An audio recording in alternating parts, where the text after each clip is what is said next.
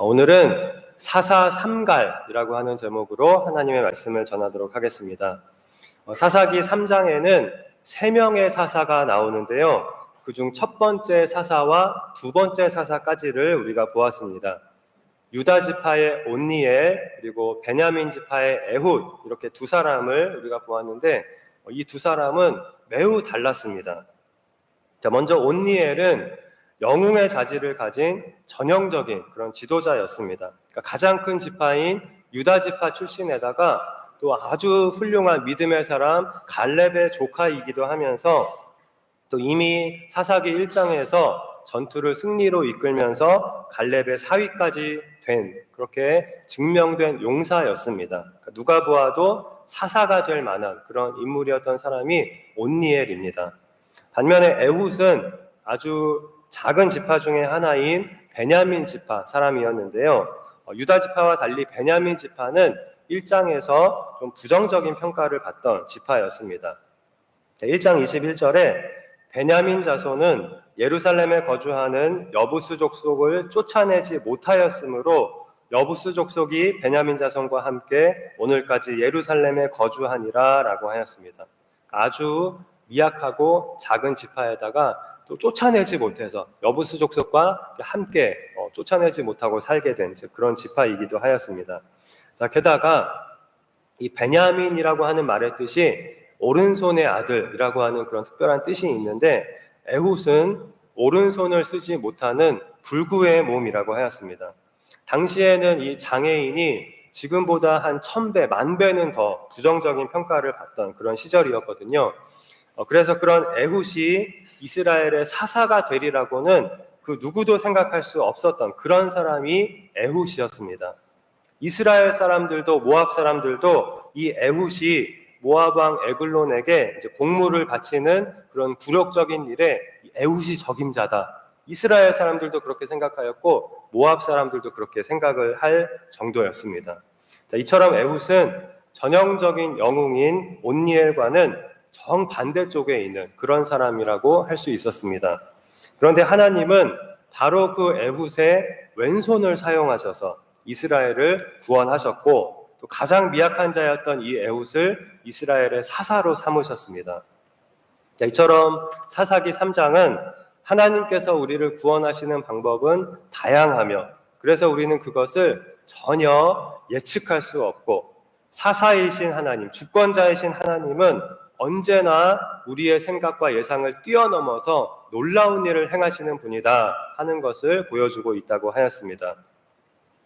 예수님이 사람의 몸을 입고 이 세상에 오셨을 때 설마 하나님이 직접 사람이 되어 이 세상에 오실 거라고 미리 예측한 사람은, 예상한 사람은 아무도 없었습니다. 하나님이 보내시겠다고 한 그 메시아가 설마 하나님 자신일 거라고는 아무도 예상하지 못했습니다. 그리고 당시에 메시아를 기다리던 많은 사람들의 시선은 항상 예루살렘이나 궁전 같은 곳을 향해 있었습니다. 왜냐하면 이스라엘을 구원할 메시아는, 다윗의 자손으로 오실 메시아는 당연히 왕이 되실 분이라고 생각했기 때문입니다. 그러나 하나님의 방법은 사람들이 생각했던 것과는 완전히 달랐습니다. 예수님은 세상에서 가장 올 수 있는 연약한 모습으로, 아기의 모습으로, 아기로 태어나셨고, 그것도 아무도 주목하지 않는 작은 동네 베들레헴에서, 그것도 마구간에서 태어나시고 말 구유에 누우셨습니다. 사람들의 예상과는 다르게 세상에서 가장 낮은 곳으로, 아무도 예상하지 못한 곳으로 그렇게 오신 것입니다. 예수님은 겉모습이 다른 사람들과 특별히 다르게, 특별하지도 않으셨고, 가난한 집에서 그냥 가난한 백성의 한 사람으로 자라셨습니다. 그리고 그렇게 30세가 되었을 때 메시아로서의 공생애를 시작하셨는데, 메시아로서의 예수님의 사명은 이스라엘을 구원하는 또는 세상의 왕이 되는 것이 아니라 십자가에서 자신의 목숨을 우리의 대속물로 내어주시는 것이었습니다. 바로 이것이 그 누구도 예상하지 못한 하나님의 이상한 구원 방식이었습니다. 이처럼 하나님은 우리가 예상할 수 없는 분이십니다. 우리는 하나님께서 약속하신 일, 또 계획하신 일을 반드시 이루실 것을 알지만, 우리는 그것을 믿지만, 그것을 어떻게 하나님께서 이루실지는 알 수가 없습니다. 어떠한 방법으로 또 어떠한 방식으로 이루어 달라고 해달라고 우리가 요구하거나 또는 우리가 하나님께 지시할 수도 없습니다. 그것은 하나님께서 하시는 일인 것입니다. 하나님은 환난 날에 나를 부르라 내가 너를 건지리니 라고 우리에게 분명히 약속을 하셨습니다. 그리고 그 약속을 분명히 지키실 것입니다. 그러나 우리를 도우시고 건지시는 그 방법은 하나님께서 정하시는 것입니다. 그런데 우리는 그 방법까지도 하나님께 지시할 때가 많습니다. 하나님, 이렇게 해주세요. 이렇게 해주시는 것이 나를 도와주시는 거예요. 이렇게 해주시는 것이 나를 건져주시는 거예요. 이렇게 해주시는 것이 나를 위한 것이니까 이렇게 해주세요. 이렇게 우리가 하나님께 내가 시키는 대로 해주세요. 이렇게 요구를 우리가 하는 것입니다. 그러나 그것은 하나님께 속한 일이라는 것을 우리는 알아야 합니다. 하나님은 분명히 약속한 것을 지키실 것이고 다 이루실 것이지만 그 방법이나 방식에 있어서는 하나님은 우리의 예상과 또 우리의 생각을 한참 뛰어넘어 초월하여 하나님의 일을 행하시는 그런 하나님이신 것입니다. 자, 그렇다면 세 번째 사사인 이 삼갈의 이야기에서는 하나님께서 어떻게 우리의 예상을 뛰어넘으시고 또 어떤 놀라운 일을 행하셨을까요? 그것을 우리가 오늘 살펴보도록 하겠습니다. 오늘 우리가 31절을 읽었는데요. 30절까지는 사사 에훗에 대한 이야기였고 이제 이 31절이 3장의 마지막 절이 됩니다. 그리고 4장부터는 네 번째 사사인 사사 드보라의 이야기가 시작됩니다. 다시 말하면 여러분 이 사사 삼갈에 대한 이야기는 이 사사 삼갈에 대한 내용은 오늘 본문인 이 31절 한 절이 전부입니다. 너무 짧아서 사실은 내용이라고 할 만한 것도 거의 없습니다. 내용이 있기는 있죠. 오늘 본문을 보시면 에훗 후에는 이렇게 이 사사 삼갈의 시기에 대한 때에 대한 것이 나오고요. 또 삼갈이 아낫의 아들이었다는 것, 그리고 소모는 막대기로 블레셋 사람 600명을 죽였다는 것, 그도 이스라엘을 구원하였다는 것, 이것이 끝입니다. 이것이 전부입니다. 그래서 사실 삼갈에 대해서는 이 설교할 내용 자체가 하려고 해도 없습니다. 이것이 전부입니다. 자, 삼갈에 대해서 아는 것은 이것이 우리가 전부거든요. 그래서 아마 여러분도 삼갈에 대한 설교는 아마 들어보신 기억이 없으실 것 같아요. 저도 그렇거든요. 아무도 이 삼갈에 대해서는 잘 설교를 하지 않습니다. 할 게 없으니까요. 자, 그래도 이 사사기의 세 번째 사사로 알려져 있는 이 삼갈에 대해서 도대체 이 삼갈이 누구인지, 또 삼갈의 이야기가 왜 여기에 이렇게 짧게라도 기록되었는지, 삼갈의 이야기가 이 사사기 3장에서 하고 있는 역할이 무엇인지 이런 것들을 우리가 생각해보고 또 오늘 본문에서 우리가 얻을 수 있는 교훈은 무엇인지 이것에 대해서도 우리가 좀 생각을 해보도록 하겠습니다. 사사 삼갈의 이야기는 굉장히 독특한데요. 짧기만 한 것이 아닙니다. 잘 보시면 앞에 두 사사의 이야기와 분명하게 다른 점이 있습니다. 뭐냐면요. 사사기에서 계속해서 반복되고 있는 그 패턴이 이 사사 삼갈의 이야기에는 빠져 있다는 것입니다. 네 가지였죠. 첫째, 이스라엘이 악을 행함. 두 번째, 하나님의 징계. 세 번째, 이스라엘의 부르짖음. 네 번째, 하나님의 구원. 이 전형적인 패턴이 삼갈의 이야기에는 적용이 되지 않습니다. 자, 또 삼갈이 이스라엘을 구원한 이후에 그 땅이 몇십 년 동안 평온하였더라. 이러한 말도 앞에 사사들과는 다르게 나오지 않습니다. 그래서 우리가 알 수 있는 것이 굉장히 별로 없습니다. 무엇보다도 베일에 쌓여 있는 것은 사실 이 삼갈이라는 인물 자체인데요. 오늘 본문이 삼갈에 대해서 말해주고 있는 것은 아낫의 아들이라는 것밖에는 없습니다. 자, 그런데 이 삼갈의 굉장히 특이한 점이 뭐냐면 이 삼갈이라고 하는 이 말이 히브리어가 아니라는 것입니다. 이스라엘 말이 아닙니다. 히브리 이름도 아닙니다.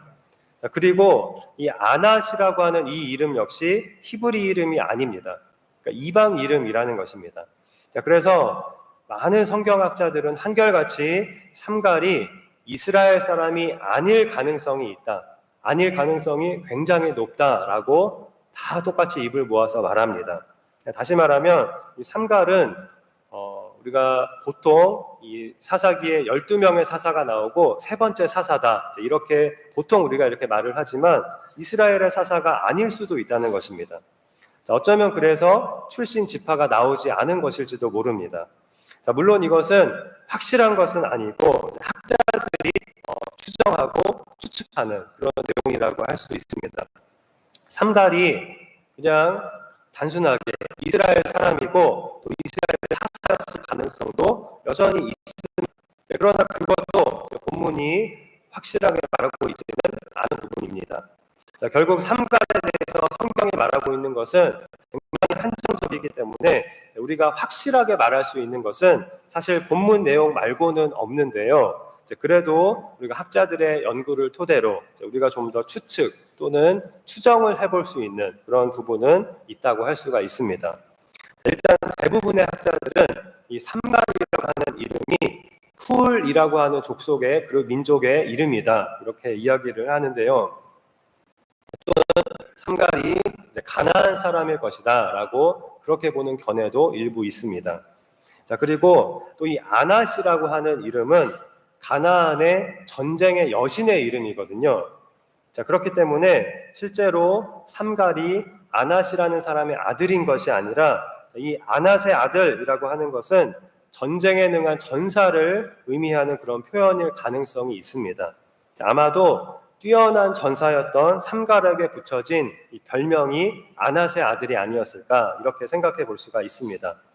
만일 그렇다면 삼갈은 이 가나안에서 굉장히 유명한, 가나안의 유명한 전사였다는 것인데요. 어떻게 그런 사람이 이스라엘을 구원할 수 있었는가 하는 의문이 우리에게 들 수 있을 것입니다. 오늘 본문에 보면 삼갈이 상대했던 대적은 블레셋 사람이라고 하였는데요. 이 블레셋에 대해서 아마 우리가 그 앞에서는 지금까지 잘 안 나온 그런 민족인데 우리가 좀 알 필요가 있습니다. 오늘 본문 이후에도 구약시대에 계속해서 이스라엘의 대적으로 많이 등장하는 나라가 이 블레셋이거든요. 지난주에 보셨던 이 지도를 여러분 다시 한번 보시면 왼쪽 아래에 이 가나안 땅의 서쪽 해안에 블레셋이라고 하는 나라가 보이실 겁니다. 지중해 해안에 해안 지역에 있는데 오늘날의 팔레스타인이라고 하는 말이 바로 이 블레셋에서 온 말입니다. 요즘에도 우리가 사실 잊을만 하면 뉴스에 등장하는, 사실은 너무나 자주 항상 뉴스에 등장하는 중동의 가자 지구라고 하는 그곳이 바로 이곳입니다. 이 블레셋입니다. 중동의 화약고라고 불리는, 정말 오랜 기간 동안 이스라엘과 팔레스타인이 계속해서 전쟁을 하고 있는 그 가자 지구가 바로 이 지도의 블레셋, 이 부분입니다. 성경에 나오는 블레셋의 5대 도시, 5대 성읍의 이름은 아스돗, 아스글론, 에그론, 가드, 그리고 가사인데요. 이 가사가 바로 가자입니다. 이 블레셋 사람들은 원래 가나안 사람들이 아니고요. 지금 이 가나안 땅의 귀퉁이에 있지만 이 사람들은 가나안 사람들이 아닙니다. 다른 곳에서 온 사람들인데요. 이 지도의 왼쪽 위로 쭉 올라가면, 이 지도에는 지금 보이지 않지만 이 지도의 왼쪽 위로 가면 튀르키예, 즉 예전에 우리가 터키라고 부르던 나라가 있습니다. 터키가 지금은 국명을 바꾸어서 튀르키예로 바꿨는데요. 바로 그 튀르키예에서 바다를 통해서 남쪽으로 내려와서 애굽, 즉 이집트를 침공하였다가 이렇게 가나안 쪽으로 와서 도망와서 이 가나안의 해안 지역에 정착한 사람들이 바로 이 블레셋 사람들입니다. 원래는 해양 민족이라고 불리던 사람들입니다. 아마도 이스라엘이 가나안에 들어온 그 시기와 비슷한 시기에 이들도 이미 이렇게 가나안에 들어와서 해안 지역에 이렇게 정착을 했던 것으로 보입니다. 성경을 보면 가나안 정복 전쟁이 한창이던 여호수아서에서 이 블레셋에 대한 언급이 잠깐 나오는데요. 여호수아 11장 22절에 이스라엘 자손의 땅에는 아낙 사람들이 하나도 남지 아니하였고 가사와 가드와 아스돗에만 남았더라라고 하였습니다. 바로 이 가사와 가드와 아스돗이 블레셋의 성읍들입니다. 여호수아가 이제 가나안의 대부분의 지역을 다 점령하였는데 이들은 남겨두었다는 것입니다. 지금의 가자인 이 가사는 블레셋의 최남단에 위치한 성읍인데요. 원래 유다 지파에게 분배된 땅이었지만 이렇게 블레셋이 차지를 하였고, 사사기 16장에 보면 블레셋 사람들은 이곳에 자신들이 섬기는 다곤 신전을 세우기도 했습니다. 그리고 여호수아 때에 거인족인 아낙 자손들을, 아낙 사람들을 가나안 땅에서 다 쫓아내었지만 가사와 가드와 아스돗에는 남았다고 하였는데요. 나중에 다윗 시대에 가서 등장하는 그 거인 골리앗이 바로 이 가드 출신입니다. 자, 그리고 얼마 전에 우리가 보았던 사사기 1장으로 또 가보면 사사기 1장 18절에 유다가 또 가사 및 그 지역과 아스글론 및 그 지역과 에그론 및 그 지역을 점령하였고 라고 하였습니다. 자, 여호수아 시대에 정복하지 못한 그 블레셋 지역을 여호수아가 죽은 이후에 유다 지파가 점령을 하였다는 것입니다. 그런데 바로 다음 절인 19절에 골짜기의 주민들은 철병거가 있으므로 그들을 쫓아내지 못하였으며 라고 덧붙이고 있습니다. 자, 이들에게 철병거가 있었으므로, 당시에 굉장히 강력한 무기였던 철병거가 있었으므로 이들을 완전히 쫓아내지는 못하였다는 것입니다. 자, 바로 이 쫓아내지 못한 블레셋 사람들이 오늘 본문의 때에 와서는 강성하여서 이스라엘을 굉장히 괴롭게 하고 있었던 것입니다. 당시 블레셋은 다양한 대적들을 상대해야 했는데요. 자신들이 먼저 공격했던 그 애굽, 즉 이집트의 공격도 계속해서 막아내야 했고, 또 이들이 가나안 땅에 이렇게 정착을 하였으니까 가나안 족속들과 또 이스라엘도 상대를 해야 했습니다. 자, 학자들에 의하면 당시에 이집트는 이 가나안 땅에 정착한 이 블레셋을 상대하기 위해서 용병들로 구성된 파견대를 가나안 땅에 두었는데요. 훌 사람이었던 삼갈도 아마 이러한 용병으로서 용병대에 속해 있었을 것이고, 아마도 이 삼갈이 그 용병대의 지도자였을 것이라고 많은 학자들은 추측합니다. 자, 오늘 본문에 삼갈이 600명을 죽였다고 하였는데요. 당시에 이 600이라는 숫자, 600명이라는 숫자는 한 군대 장관의 지휘를 받는 그 군사의 수를 나타냅니다. 학자들은 당시에 이집트 비문을 참고해서 아마도 이때 삼갈의 군대가 블레셋의 승리를 거두었을 것이다, 이렇게 얘기를 합니다. 그리고 결과적으로 이 삼갈의 승리는 당시에 블레셋의 압제를 당하고 있었거나 또는 블레셋의 괴롭힘을 당하고 있었던 이스라엘에게도 큰 도움을 주었을 것입니다. 자, 만일 그렇다면 외국인이었고 또 이스라엘과는 아무 상관도 없는 이집트의 용병이었던, 또는 어쩌면 가나안의 용병이었던 훌 사람 삼갈은 굉장히 의외의 사람이라고 할 수가 있겠지요. 하나님께서 이스라엘의 구원을 위해서 굉장히 특이한 방법으로 특이하게 사용하신 사람이라고 할 수 있는 것입니다. 자, 비록 삼갈 자신은 이스라엘을 도울 의도가 전혀 없었을지 모르지만 하나님은 그를 사용하셔서 그가 블레셋을 이기게 하심으로 이스라엘을 블레셋의 손에서 구원해 주신 것입니다. 자, 물론 이러한 견해는 모두 추측이고 추정에 불과합니다. 확실히 말할 수 있는 것은 아닙니다. 그냥 단순하게 삼갈이 이스라엘 사람이었고 또 이스라엘의 사사가 되어서 블레셋에 맞서 싸워서 이스라엘을 구원하였을 수도 있습니다. 자, 아니면 또는 삼갈이 비록 이스라엘 사람은 아니었지만 이방인으로서 이스라엘의 사사가 되었을 가능성도 희박하지만 분명히 있습니다. 왜냐하면 실제로 여리고의 라합도 원래는 가나안 사람이었잖아요. 그런데 이스라엘 공동체에 자원하여 들어와서 하나님을 섬기게 되었고 또 예수님의 조상까지 되지 않았습니까? 또 이방 여인이었던 룻도 역시 마찬가지였고요. 자, 그리고 또 이 라합과 룻을 통하여 이스라엘의 다윗 왕이 나왔거든요. 그러니까 다윗 왕도 사실은 이스라엘의 혈통이기도 하지만 이방인의 피가 섞인 사람입니다. 그런데 이스라엘의 가장 훌륭한 왕이 되었고 예수님의 조상이 되기까지 하였습니다. 자, 그렇다면 이 삼갈도 그가 원래 이방인이었다 하더라도 어쩌면 이스라엘 공동체에 들어와서 이스라엘의 사사가 되었을 가능성도 아예 없는 것은 아니라고 할 수도 있겠지요. 자, 물론 이 모든 것은 전부 다 상상의 영역입니다. 오늘 본문에 나온 내용 외에 우리가 확실하게 말할 수 있는 것은 없습니다. 단지 우리가 이제 역사적인 자료들을 토대로 여러 가지 가능성을 한번 생각해 본 것뿐입니다. 자, 그러나 어떠한 경우라고 하더라도 우리가 말할 수 있는 것은 삼갈은 하나님께서 이스라엘의 구원을 위해서 특이한 방법으로 사용하신 사람이었다. 이것만은 우리가 확실하게 말할 수가 있을 것입니다. 이 삼갈의 이야기는 온니엘이나 에훗의 이야기와는 또 다릅니다. 삼갈은 소모는 막대기로 블레셋 사람 600명을 죽였다고 하였습니다. 당시에 이 소모는 막대기는 단순히 그냥 나무 막대기가 아니라 그 끝부분이 쇠로 되어 있어서 밭을 갈 때에도 이제 사용을 할 수 있었는데요. 정식 무기가 없었을 때에는 임시 방편의 무기로 사용을 할 수가 있었습니다. 자, 만일 삼갈이 정말 이 소모는 막대기 하나를 가지고 600명을 죽였다면, 작은 수가 아니잖아요. 600명을 죽였다면 삼갈은 뒤에 나올 이 삼손을 연상시키는 그런 괴력의 사나이였다고 우리가 볼 수가 있겠습니다.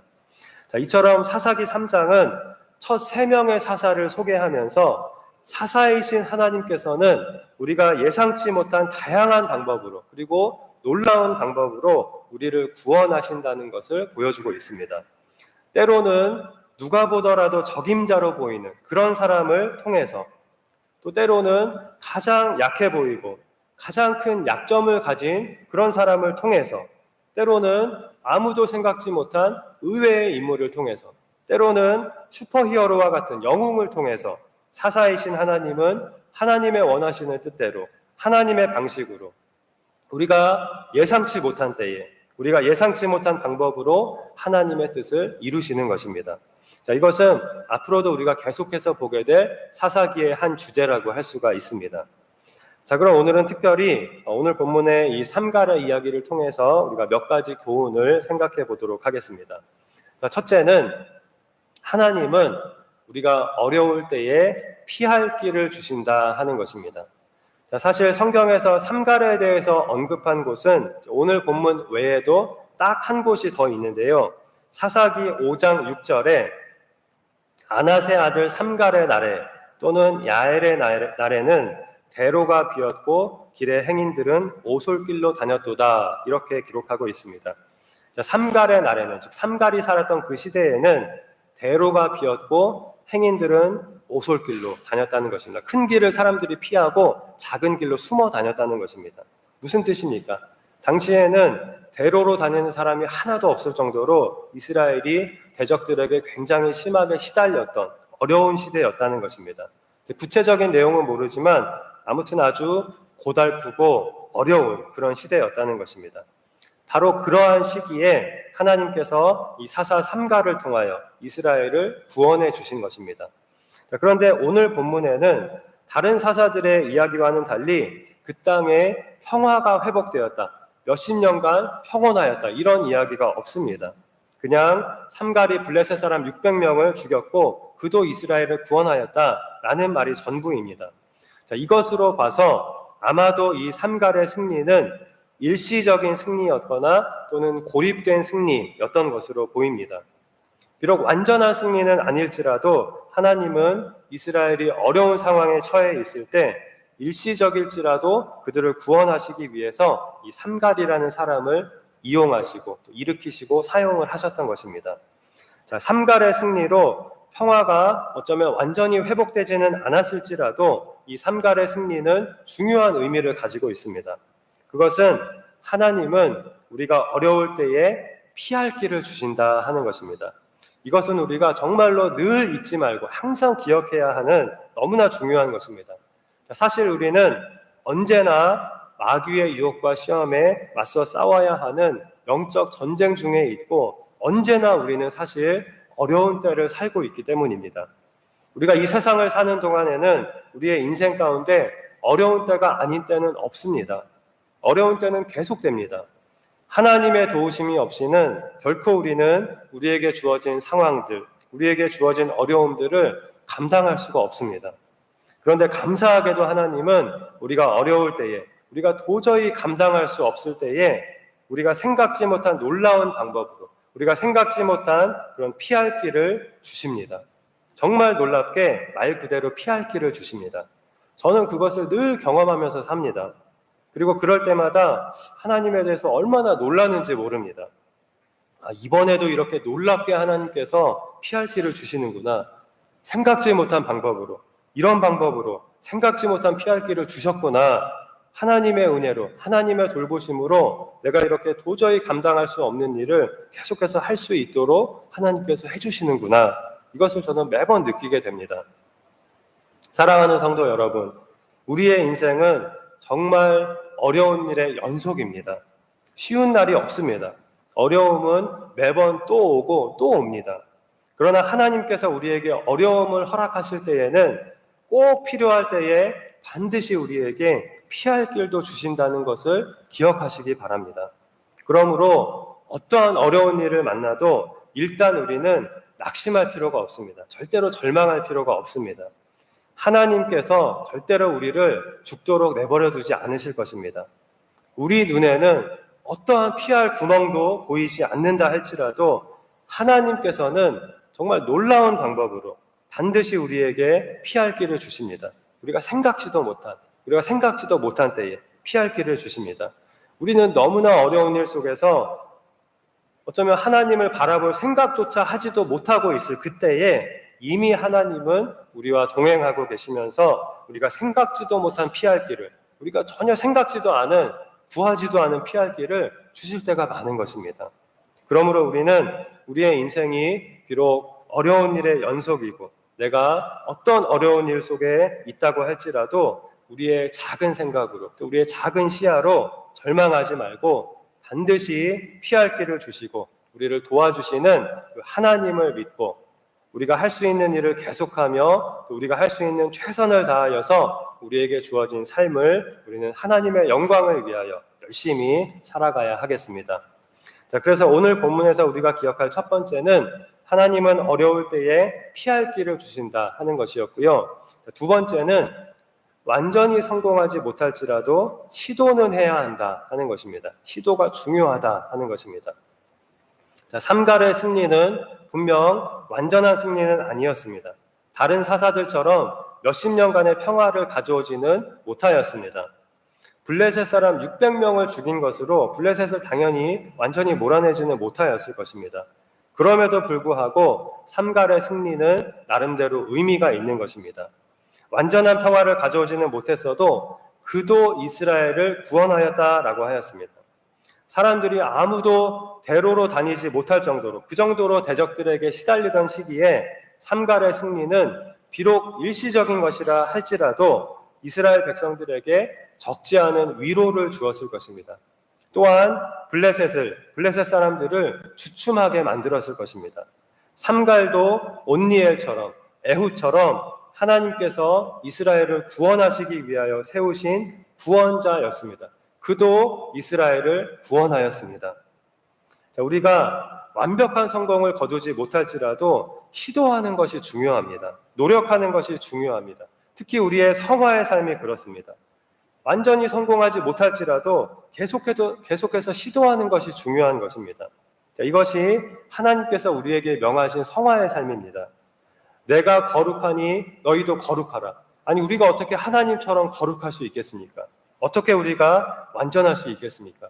그럼에도 불구하고 시도하라는 것입니다. 노력하라는 것입니다.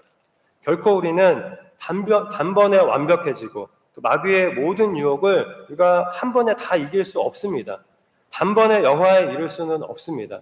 단번에는커녕 이 세상을 사는 동안에 아무리 우리가 노력을 해도 절대 우리는 완전에 이를 수 없고 거룩에 이를 수 없고 영화에 이를 수 없습니다.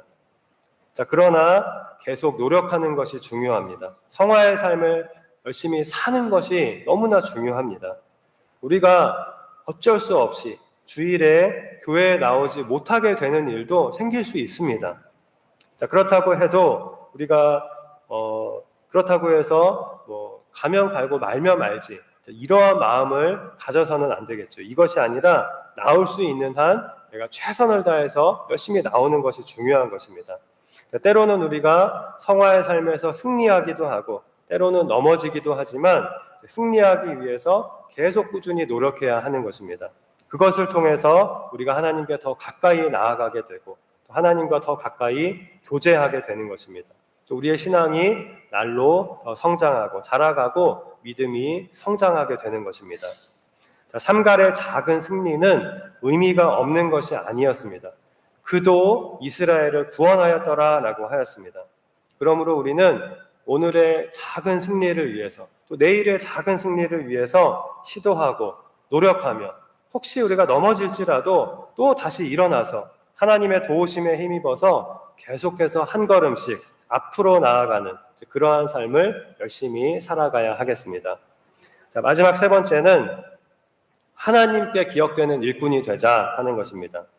삼갈은 사사기에 나오는 12명의 사사들 중에 가장 짧게 언급이 된 인물입니다. 그래서 우리에게 알려진 것이 가장 없는 사람입니다. 우리는 그가 어느 지파 사람인지 이스라엘 사람인지 아닌지조차 알지 못합니다. 그러나 오늘 본문은 그도 이스라엘을 구원하였더라 라고 분명히 말씀을 하고 있습니다. 자, 마치 하나님은 그를 아시고 하나님은 그를 기억하신다 라고 말씀하고 있는 것처럼 저는 그렇게 느껴졌습니다. 자, 성경에는 수많은 믿음의 사람들의 이름이 나옵니다. 그 중에는 우리가 잘 아는 인물들도 있고 우리가 거의 알지 못하는 인물들도 있고 우리가 이름조차 들어보지 못한 전혀 기억하지 못하는 수많은 인물들이 있습니다. 어떤 사람은 삼갈보다도 더 짧게 언급이 되고 지나가는 경우도 있고 또는 욥이나 에스더처럼 아예 한 성경의 주인공이 되는 그런 인물들도 있습니다. 그런데 한 가지 분명한 사실은 이들이 성경에 길게 기록되었느냐 짧게 기록되었느냐 하는 것은 중요한 것이 아니라는 것입니다. 이들의 이름이 우리에게 유명한가 무명한가 하는 것도 중요한 것이 아닙니다. 중요한 것은 성경에 나오는 모든 믿음의 사람들은 하나님께서 기억하시는 일꾼들이라는 사실입니다. 성경에 그 이름조차 기록되지 않은 사람들도 역시 마찬가지입니다. 모든 믿음의 사람들을 하나님은 다 기억하시는 것입니다. 사랑하는 여러분, 우리도 마찬가지입니다. 우리가 이 세상의 삶을 마치고 이 세상을 떠났을 때 우리의 이름이 세상에 기억될 수도 있고 그렇지 않을 수도 있습니다. 또 내가 지금 교회에서 열심히 봉사하고 또 이 세상에서 내가 선한 일을 많이 하고 있는 것이 사람들에게 드러날 수도 있지만 전혀 드러나지 않을 수도 있습니다. 그러나 그런 것들은 전혀 중요한 것이 아닙니다. 사람들이 나를 어떻게 보느냐, 내가 사람들에게 어떻게 기억되느냐 하는 것은 사실 그렇게 중요한 것이 아닙니다.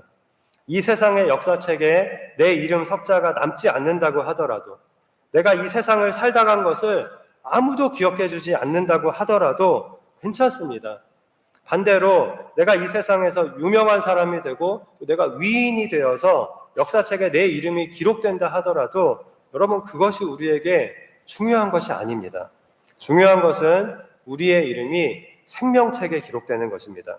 그리고 우리가 하나님께 기억되는 하나님의 사람이 되는 것이 그것이 중요한 것입니다.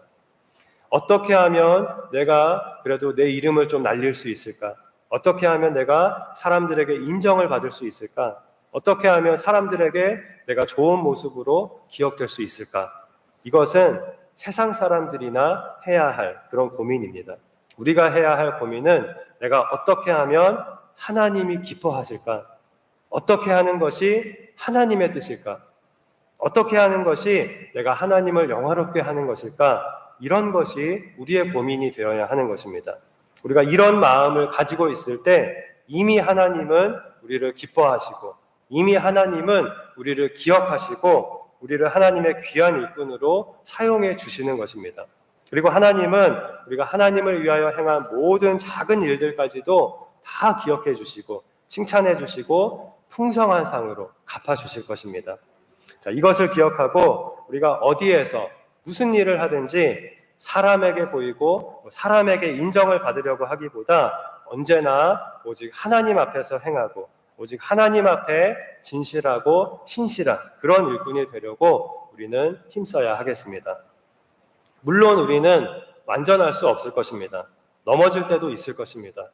스스로에게 실망하고 낙심할 때도 분명히 있을 것입니다. 그러나 꾸준히 시도하고 노력하는 것이 중요하다고 하였습니다.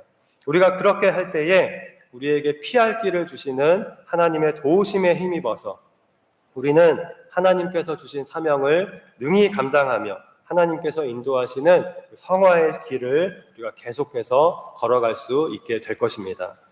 비록 우리가 이 세상에서 유명한 자가 아닐지라도, 사람들이 나를 알아주지 않을지라도 그렇게 하나님을 기쁘시게 하며 하나님을 또 기뻐하며 하나님께 기억되며 하나님과 동행하며 하나님을 영화롭게 하는 복된 삶을 살아가는 우리 모두가 되기를 주님의 이름으로 축원합니다. 기도하시겠습니다. 하나님 아버지, 사사기의 세 번째 사사 삼가를 통하여 다시 한번 놀라운 일을 행하시며 놀라운 방법으로 우리를 구원하시는 우리의 사사 되시는 하나님에 대하여 깨닫게 하시니 감사합니다.